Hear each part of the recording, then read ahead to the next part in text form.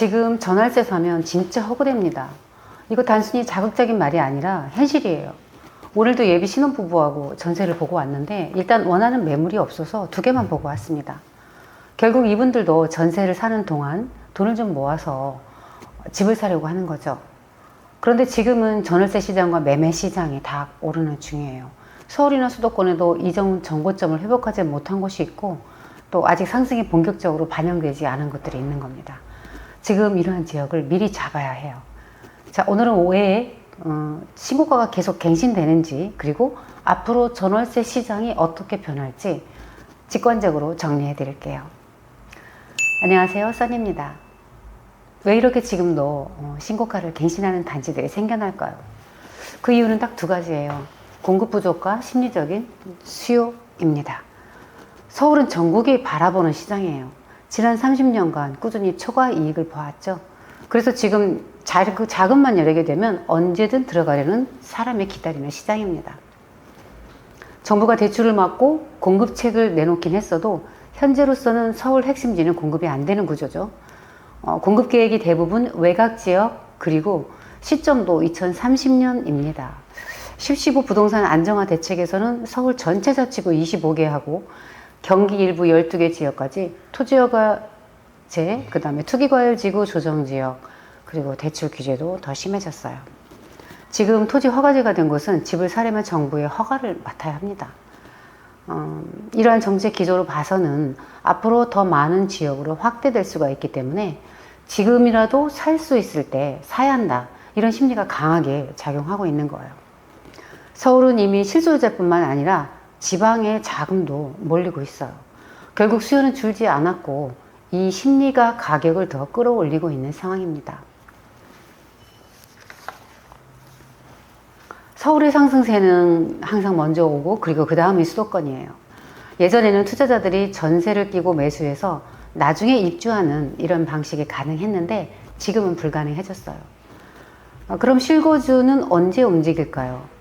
전세나 월세 부담이 한계에 다다를 때인데요. 전세가가 매매가의 70%가 되면 이럴 땐 차라리 사자라고 움직이게 됩니다. 국토연구원 자료 전월세 시장의 행태 및 인식 변화와 시사점에 임차인들에 대한 조사가 나와 있어요. 매매 전환을 고려하는 매매가 대비 전세가율이 수도권은 77.5% 그리고 비수도권은 77.1%로 나와 있습니다.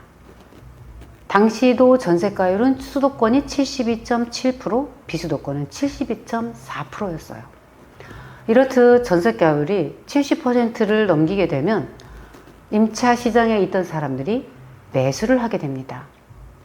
매매가가 5억 원이라면 전세가는 3억 5천 정도 되는 거죠.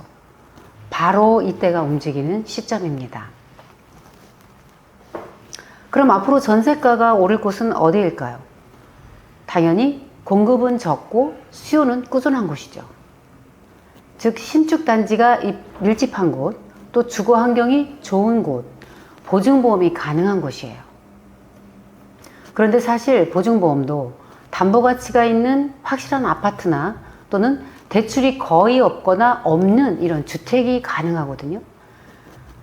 가입이 가능한 거예요.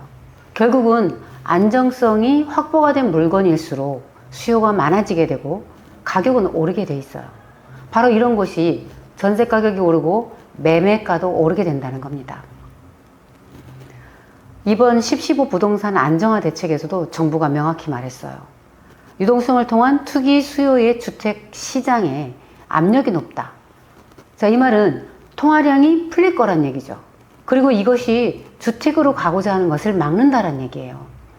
유동성이 풀리면 당연히 물가는 올라가겠죠. 물가가 오르면 자산 가치도 올라갑니다.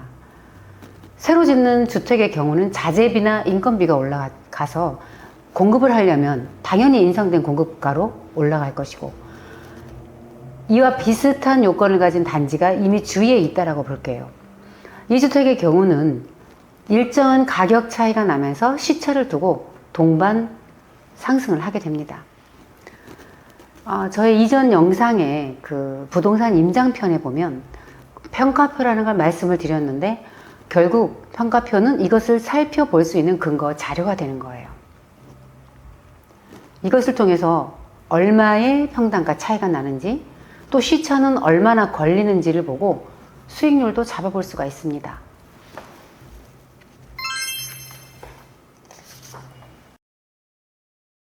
지금 시장은 규제 속의 상승장입니다. 정부는 정책으로 계속 억누르고 있지만 결국 수요가 있는 곳은 다시 올라요. 규제지역, 토지거래허가지역, 대출 제한 이런 정책이 생기면 생길수록 움직일 수 있는 사람만 시장을 잡습니다. 내 집 마련은 단순한 투자가 아니고 내 가족의 주거 안정 전략이죠. 지금은 가능한 범위 내에서 내 집 마련을 해야 하는 시장입니다. 지금 내 지역 주변을 한번 보세요. 자금이 부족해서 못 들어가신 분도 있고 타이밍을 놓치신 분들도 계시죠.